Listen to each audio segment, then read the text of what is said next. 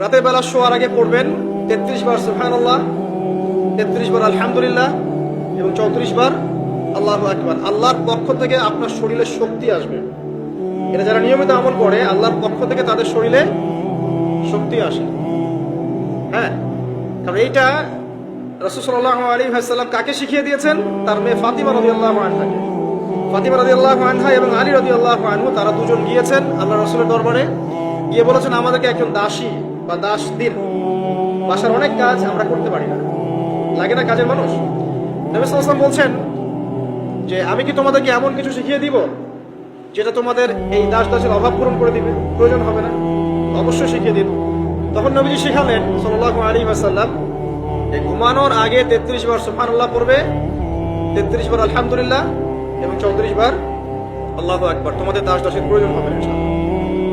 ব্যাখ্যায় অনেক ওলামায়ে কেরাম বলেছেন যে এটা নিয়মিত আমল করতে থাকলে রোগ ব্যাধি কম হয়, শরীরে শক্তি আসে, এনার্জি বাড়ে, আপনি নিজের কাজ নিজেই করতে পারবেন ইনশাআল্লাহ। আসুন সামনে যাই।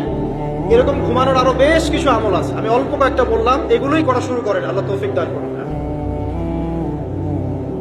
আর যদি পারেন ওযু করে ঘুমাতে পারলে আরো বেশি ভালো হয়। এবার আপনি ঘুমাচ্ছেন ডান কাত হয়ে, কি পড়বেন এই সময়? আল্লাহুম্মা বিসমিকা আমুতু ওয়া আহইয়া, আলহামদুলিল্লাহ, দোয়া সবার ব্যবস্থা আছে। এবার ঘুমান। এই যে ঘুমাচ্ছেন আপনি 3 ঘন্টা বা 4.5 ঘন্টা বা 6 ঘন্টা, আপনার এই পুরো ঘুমটা হবে ইবাদত ইনশাআল্লাহ। এবং পবিত্র অবস্থায় ঘুমানোর অভ্যাস করতে থাকলে আল্লাহর পক্ষ থেকে আপনি সত্য স্বপ্ন দেখতে পারেন। এখনকার সায়েন্স এগুলা বিশ্বাস করে না, আর এই সায়েন্সকে নিয়ে আমার কোনো মাথা ব্যথাও নাই, কারণ এই আজকে একটা কথা বলে কালকে একটা কথা বলে, ঠিক আছে?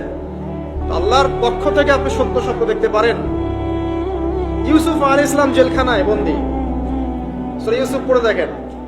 তখন কয়েদিদের মধ্যে 2 জন স্বপ্ন দেখেছে। একজন স্বপ্ন দেখছে তার মাথার উপরে রুটি, উপর থেকে পাখি এটা ঠোকরে কি করছে, খেয়ে নিয়ে চলে যাচ্ছে। আরেকজন স্বপ্ন দেখেছে যে সে শরাব পান করাচ্ছে একজনকে, আছে না সূরা ইউসুফে? তো ইউসুফ আলাইহিস সালাম বললেন যে যার মাথা থেকে পাখি ঠোকরায় খেয়ে নিচ্ছে খাবার, তাকে শুলদণ্ড দেওয়া হবে। আর যে শরাব পান করাচ্ছে সে অতি শীঘ্রই মুক্ত হয়ে যাবে, জেল থেকে ছাড়া হয়ে যাবে। কয়দিন পর তাই হলো। এই যে স্বপ্ন যারা দেখেছে এরা কি মুসলিম? এই স্বপ্ন যারা দেখেছে এরা কিন্তু মুসলিম না। ইউসুফ আলাইহিস সালাম মুসলিম, তিনি আল্লাহর নবী, তিনি স্বপ্নের ব্যাখ্যা করছেন, কিন্তু এখানে একজন অমুসলিমের স্বপ্ন সত্য হয়েছে। একজন অমুসলিমকে আল্লাহ পাক স্বপ্ন দেখাতে পারেন, দলিল আছে কোরআনে। সত্য স্বপ্নের একটা বিষয় আছে, যেটার জন্য অবশ্যই আল্লাহর পক্ষ থেকে নূর দরকার, স্বচ্ছ একটা মন দরকার, কলবুন সালিম দরকার, বেশি বেশি আমল দরকার, হ্যাঁ, আধ্যাত্মিকত্ব দরকার, আল্লাহর মারিফত দরকার। তারপরে ইনশাআল্লাহ সত্য স্বপ্নের প্রশ্ন আসবে। সারাদিন টিভি দেখে, গান সিরিয়াল দেখে, গালিগালাজ করে, গীবত তহমত করে, খোঁচাখুচি করে, চুলাচুলি করে, এদের সাথে সত্য স্বপ্নের কি সম্পর্ক? এদের কিন্তু শয়তান স্বপ্ন দেখা। কথা বুঝতে পারছেন না?